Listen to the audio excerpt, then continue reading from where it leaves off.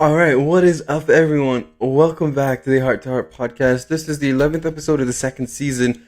My name's Hafiz, and previously we have discussed mental health, mental strength, and emotional intelligence. And this week we're going to be continuing our quest into physical activity. So without further ado, let's hop right into it. Hey yo, you ready? Please don't make this complicated. What about the time we wasted on our love? I can't keep the things we traded. All right, so one of the key takeaways from last week was the importance of actually doing the exercise and not necessarily focusing on a specific plan that's like over the top that'll result in you being inconsistent and not achieving that minimal physical exercise that's required, right? So for instance, instead of aiming for something really extreme and then not end up achieving that and then just quitting altogether, doing something more casual, more fun that you enjoy so that you do get the benefits of physical activity that's needed. All right, so routine physical movement. Science suggests that a non-traditional exercise or physical activity, so anything that gets you moving, provides valuable health benefits. Recent scientific findings indicate that commonplace movement activities such as house cleaning, gardening, and walking have excellent effects on your health, and you can rate them as informal exercise. A little bit of physical activity here and there, repeated throughout the day, is beneficial and has a positive accumulative impact. And that people don't need to work up a sweat during their activities to achieve legitimate health and fitness benefits. So most of us, especially if we live alone, have to do a lot of moving around to get stuff around the house done, right? Things like cleaning, cooking, decorating, being bored so you get up and walk. There's a whole bunch of things that you're just gonna end up doing. And I think the fact that those that we have to do by default amount to benefits in health is great. I think it's just like an added bonus, I think it's great. I think what Michelle was trying to get across with the entire book is that you don't necessarily need to sweat in order to feel the benefits, in order to obtain the benefits of physical health, really. Obviously, it's not to say that hopping in the gym and staying consistently working out is not going to provide you with more benefits than just doing the casual everyday thing. However, I think what she's trying to point out here is mainly for those people who maybe want to get into it but don't feel like they're going to be consistent with it, or who want to live a healthier lifestyle but don't want to or don't have the time to consistently dedicate hours to the gym. Because part of being fit is not just what you do at the gym, but it's also what you eat. And honestly, there's a bunch of different aspects too, like your sleep, and there's a bunch of different things that need to be added together. So at the point that she was trying to get at with this book is that you don't necessarily need to work up a sweat in order to achieve the health benefits that ideally someone would get by staying fit. She goes on to say, the MAPS program. Don't throw yourself into yet another intense stop and start exercise program. Instead, try a no strict diet, no do it till it burns approach to exercise. The MAPS program. The right whys motivate us because they are relevant to our daily lives and personally meaningful. I've talked about whys before. I'm going to keep talking about it forever, because really that's like the only thing that's going to keep you going when you don't want to do it, right? If you don't have a reason to do something, you're not going to do it. And if your reason is not strong enough, again, you're not going to do it. So you're going to have to make sure that, those two things are checked. And it's really, really important to have a why. Okay, so the MAPS acronym stands for Meaning, Awareness, Permission, and Strategy. So in this flexible program, you can engage in any physical movement you like and find convenient. MAPS is safe. You won't hurt yourself with sudden, strenuous exercise. MAPS is a planned self-care and health program. You exercise any way you want, when you want, using a movement regimen you enjoy. By replacing the wrong why with your right why, you can transform the meaning of exercise or any self-care behavior from a chore into a gift. And I think that right there is the key. If you, I've talked about this before. I think last week, to be honest, where if you manage to have fun with the things you don't enjoy, you gotta have fun with life, with everything, with every aspect in life. And I think this is also critical for self care activities because, to be honest, they could get boring. But if you have fun with it and it's not boring to you anymore, then it's not boring anymore. And you enjoy doing it. You find yourself coming back to do it. And then you feel better. And it's this never ending cycle of great outcomes. Like that's it. So that's great. I like the idea, to be honest, behind this because for most people, unfortunately, we're really busy with life, with plenty of things, some things that we could control, some that we can't, especially when it comes to later in life, when we have less control of things and we just have to, like, roll with it and whatnot. Yeah, staying physically fit could have potentially negative side effects per se. And what I mean by that is basically like you could injure yourself, right? So if you go to the gym 5 days a week, you could injure yourself, right? And that's something that might deter some people away. Getting time, as I said before, is an issue. Not knowing how to do things is also an issue. And just from the idea behind the maps, I think I really like it for people who are beginners, who are just jumping into it, right? They're just starting. Because I think if you feel comfortable doing something, you're gonna do more of it, right? If you feel comfortable, you feel like you're enjoying it, you're gonna do more of it, and willingly you're gonna do more of it. And I think that's the whole point of this maps here, and I'm all for it. Let's see the rest. All right, so let's see. All right, so the 4 maps motivators work like this. Number 1, meaning. The foundation of motivation is meaning. A negative chore-based meaning, for example, that you should exercise a certain number of minutes daily, is demotivational. People don't look forward to or sustain such prescribed activities. Instead of being guided by your shoulds, take ownership of your life, identify your daily needs, and let them guide your decisions. Yes, I was told when I first entered into a gym that shouldn't work out more than an hour. I was also told you should do a minimum of an hour. I've been told a lot of things at the gym, and what I figured out at the end of the day is that, it don't matter. As long as you get that pump, like, it don't matter. So, in relation to someone who's just starting to stay fit or whatnot, I would say, I think it makes sense to mentally set yourself a limit. Because if you don't mentally set yourself a limit, I don't think you're going to proceed with it. Like, you're going to go, 10 minutes with it max, and then find that it's boring, and then just not do it anymore, right? So I think setting a mental limit to be like, I have to be tired before I sit down, or something like that. Goals that are related to how your body reacts to it. I think those are the right goals. And usually those have a specific set of time to occur.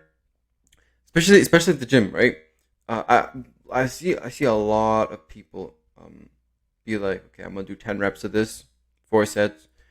There's nothing wrong with like having 10 reps on 4 sets, but if within those 10 reps and 4 sets you're not hitting failure, ultimately you're not gonna be growing muscle, and that's a huge thing, and that's why I prefer to focus more on just working till failure, regardless of how many that means or how many that takes, because that's the key. Is working till failure. That's when you really develop the muscles and whatnot. Okay, so in contrast, meaning that takes a form of a gift to yourself is hugely motivational. Engaging in fun activities is a present you give yourself. You look forward to having a good time. This happens, for example, if you don't regard exercise as mandatory, like doing an unpleasant task. I spoke about this too last week. I'll give another example this time. let's say you were about to mow your lawn or something like that. You were in a good mood and you wanted to do it, and then someone tells you to do it. You just don't want to do it anymore. Like it's different, right? When you freely do something, right? When you do it because you really want to do it, you enjoy it so much more. Like so much more. You look forward to it. It's a good time. And I think the point Michelle is trying to bring here is that you should apply that to exercising as well. You should work on having a good time while exercising. Um, the only scenario that I feel you're going to be able to maximize something when you don't enjoy it is when your why is so big to the point it's bigger than you. Like, if it's bigger than you, that's the only scenario when you're going to do so many things that you don't enjoy at all. The meaning you assign to a form of physical activity depends entirely on the why you selected. If you understand the why of something you want to do, the reason you've chosen it, you'll sustain it over the long run. Self-determination theory holds that when you feel a sense of ownership over what you do, you'll embrace it. However, you'd react differently if someone told you that you must do something, which turns it into a should. Yeah, so self-determination, when you start something and you feel responsible for it, you're much more likely to complete it because you're going to be held accountable if you don't do it, right? If you grew up in an environment where you've never been held accountable, it's a different story. Then you're not going to get accountability for any aspect of your life, unfortunately. But if you have been held accountable, then you're gonna be much more likely to take ownership of the thing that you're being held accountable for and work on it as much as physically could. That's usually how it works. Yeah. Okay. Number 2, awareness. Without awareness or knowledge, you can't make substantial changes in your life. Self-awareness enables you to make informed judgments about the physical activities that give you pleasure and enhance your health. Awareness also supplies you with useful insights about which activities will motivate you the most and the least.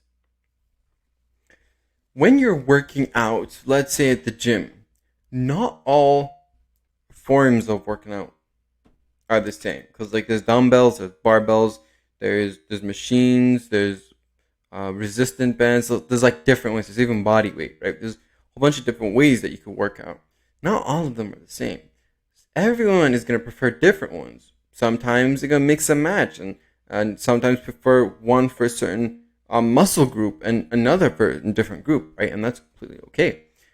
I think it's really, really important that we identify what it is that we enjoy doing. For instance, I'm going to use this gym context, but you could really use it on anything, right? So it's really, really important to identify what it is which machine, for instance, do you prefer using over using a dumbbell, right? What are some of the side effects to using a machine versus using a dumbbell, right? Which one's more effective? There's a lot of things you have to consider, but what you need to do is know which one you enjoy and take full advantage of that and just keep using the one that you enjoy. Because at the end of the day, if you enjoy something, you're going to want to do it more. Straight up. In contrast, not being aware, that is, not thinking carefully about what you want to do and why and what the result will be, can cause problems with getting enough exercise. For example, to lose weight, people often choose exercises they hate in order to burn the maximum number of calories and achieve the most weight loss. However, because most people loathe such exercises, they do them only briefly and then quit. As a result, they actually burn fewer calories in the aggregate. It's a good point. Again, just simply related to what we were talking about before, about how if you don't enjoy doing something, you're going to give up. You know when they say slow and steady wins the race? Yeah, that's true. It's actually true. The only time that's not the case is if someone has a crazy why, again, that takes over them. That's the only scenario where, they could go much faster and continually go forever. That's the only instance, though. Otherwise, yeah, because I know we've all experienced this, where we start something because we love the end product. We desperately want that end product, but we don't get it because, well, it takes a lot of hard work and consistency that we were not mentally prepared for. So yeah. All right, so burning a large number of calories with high intensity exercise makes sense if your goal is short term, but losing weight and staying well should be lifelong goals. Armed with awareness and the insights you derive from it, you can make intelligent activity choices. Yeah. Um, Things that are longer. Again, if something is to be extended over a longer period of time, yeah, you might have to like tone it down a little bit so you don't burn out. It's another thing. Because if you burn out, well, I mean, I guess there's nothing wrong with occasionally taking a break after a burnout, but ideally, you could be more effective by functioning at 60% capacity every day, and then taking by consistently doing 60% every single day, rather than doing what, like 120% for like 3 out of the 7 days. And it might even be longer, because sometimes if you go over 100%, you might need a longer rest than that because of how much you've pushed yourself, right? Okay, so awareness enables people to substitute the right whys for the wrong whys. The wrong whys often have to do with shoulds and musts. The right whys spring from positive emotions. The right physical activity for you can be a magic one that makes you feel great. It builds energy, it improves your mood, and it makes you want to keep moving. To sustain regular daily movement, engage in physical activities that are right for you for the right reasons. Yep, I like that. Two aspects to it. The reasoning and being a good fit. Again, there are so many different exercises, so many different muscle groups to work on, or muscles specifically when we dive deeper into it to work on. You can't do everything every day, right? But what you could do though is identify the ones that you enjoy and or need the most. All right, and find the reasoning as to why you enjoy it or why you need it the most, and then find the exercises that are right for you to achieve that, and then run with it. As she said, the key is that you feel great about it, builds energy, and improves your mood, and it keeps you moving. So as long as those boxes are checked, you're good to go. But you're good to go from there on. All right, number 3, permission. How would your life and emotions change if you gave yourself permission to make caring for yourself a priority and to make time for enjoyable movement? For many people, this goes against the grain. They act as if their lives aren't their own. They devote their time to the benefit of other people, their children, spouses, relatives, and friends, and their work. They have no time for fun. To gain that time, give yourself permission to make yourself a priority. If you sacrifice your time for other people, also allow yourself to take care of your own life and to apportion part of your time for enjoyable movement. Give yourself the gift of some of your limited valuable time. Okay, here's what I'll say about that. Kids are a different story. I would not bundle kids with this. Specifically, the younger they are, the more they need. Kids are a responsibility. I'm not going to include them in this conversation. But the rest, so your spouses, your relatives, and your friends, I'm going to be honest, ideally, we should be doing it with them or alongside them. But ideally, both of them should be making time for that because of how important it is, right? Even if it's some of the time they're spending together. Whatever it is that needs to be done, I personally believe that everyone should be making time for the important things in life. And staying physically active is important. It is important. And definitely, I feel like with a lot of people, what tends to happen when you start, working on yourself and whatnot is guilt. You start feeling bad.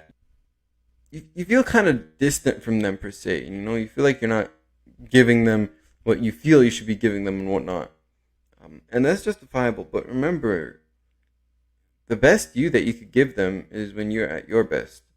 So finding that balance is critical, right? So if you're able to take care of yourself, you're going to be able to do more with them.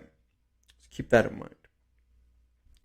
Many people hesitate to prioritize self-care because of certain social messages that carry enormous weight. Messages saying that you must be a good provider or a good parent can crowd out everything else. In particular, they influence people who want to devote some of their time to fun physical activities, but find that the urge to play conflicts with the imperative to be selfless.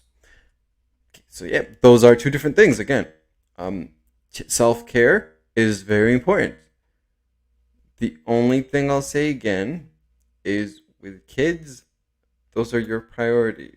Again, I saw the kids are always a priority. With that being said, I do think that I really do think that you should be making time in your day, at least for a little bit of physical activity. At least a little bit.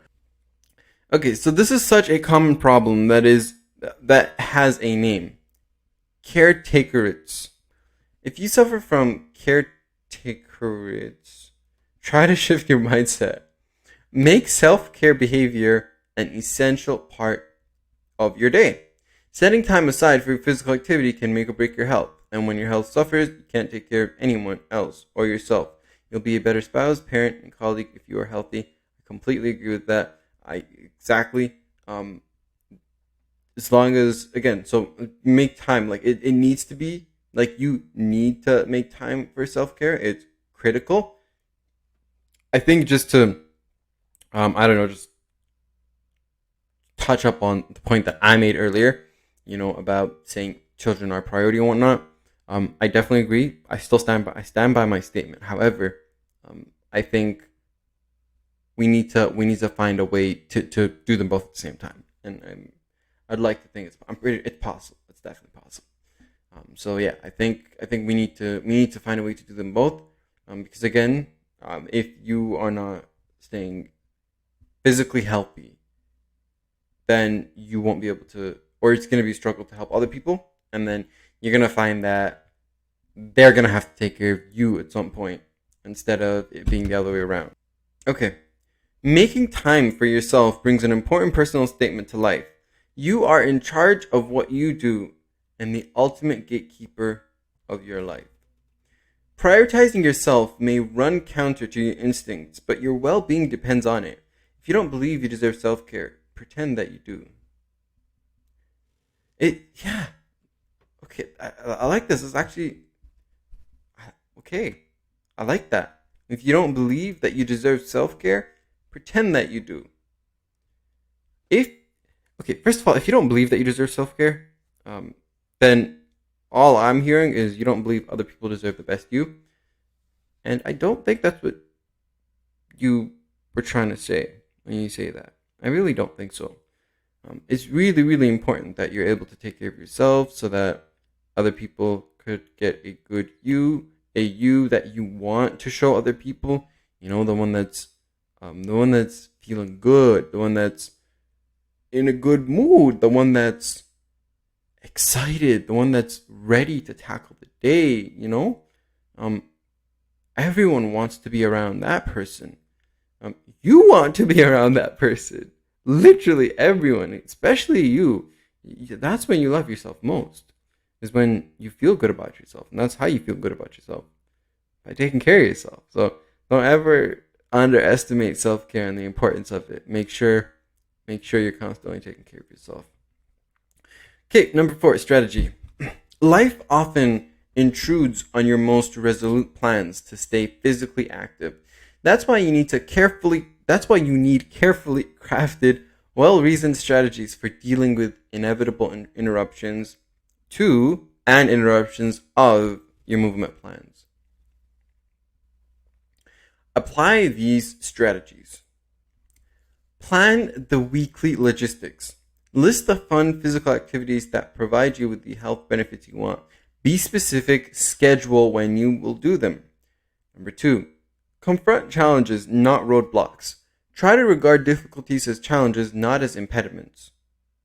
I like that. Number 3, brings friends and family. Number 3, bring friends and family on board. The changes you make in your life affect the people around you. Prepare them for what's new in your life, and as a result, in their lives as well. Enlist your support. One thing I'll caution with regards to that is if your friends or families are not someone who's going to do it, like you just know regardless they're not going to do it, what I find tends to happen is that if you rely on them to do it, so you rely on like the both of you to do it, and one of y'all doesn't do it, the other person is going to be demotivated, and eventually is going to have to go back solo. If you manage to consistently, or if the other person is someone who can stay consistent, then by all means, it's always good to have a partner, to work out with and things along the lines of that. But also be prepared. Be prepared to go solo. Definitely be prepared. And also to the previous point about confronting challenges, not roadblocks. Yeah, everything is. You could find a workaround for everything. There's straight up a workaround for everything. So I think if you have a challenge, right? You see a challenge, and the first thing that you think is, this is the end of the road. Yeah, it's not. It's not unless you make it. So please don't make it. Thank you. All right. Be flexible and improvise.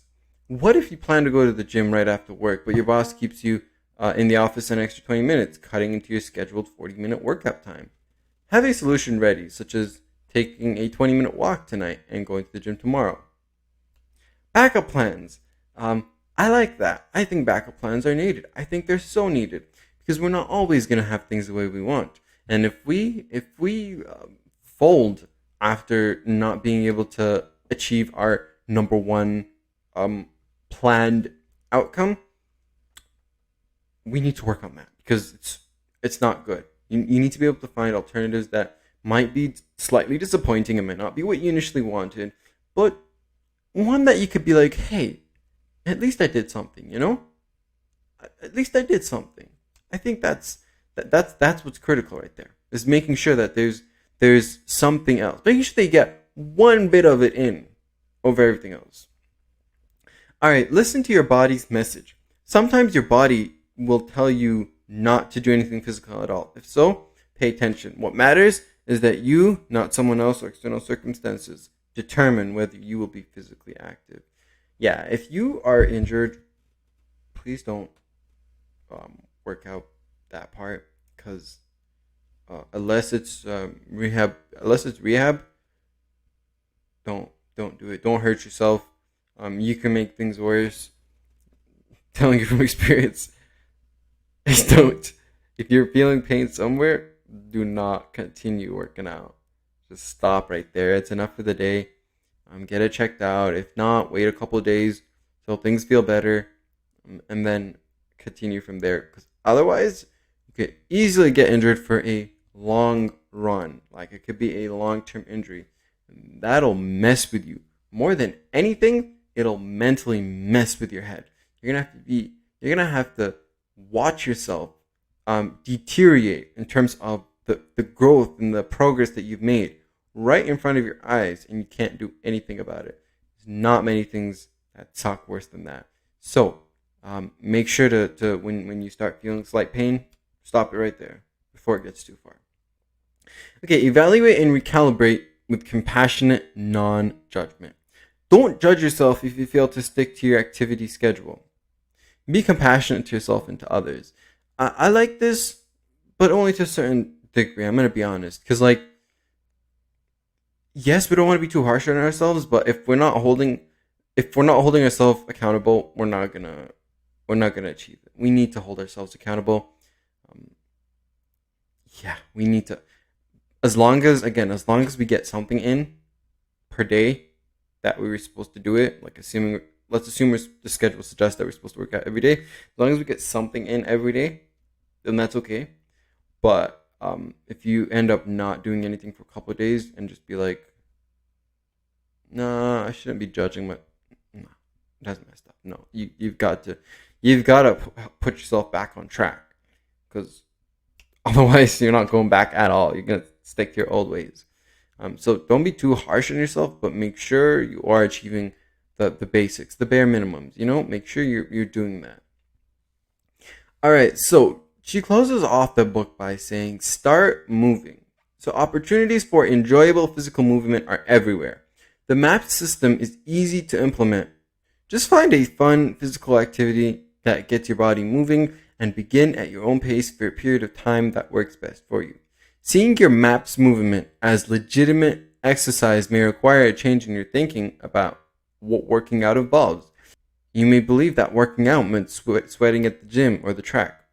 Doing yoga is a workout, so is cleaning the house, riding your bike, or walking in the park.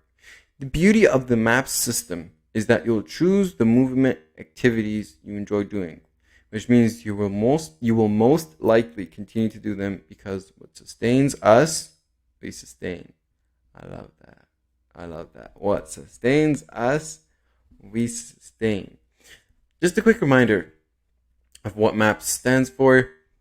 So it stands for meaning, awareness, permission, and strategy. You gotta have a meaning behind it. Your meaning is what's gonna provide you with motivation. Awareness, you gotta understand. You gotta understand yourself. You gotta be aware of yourself and the exercises and things along the lines of that.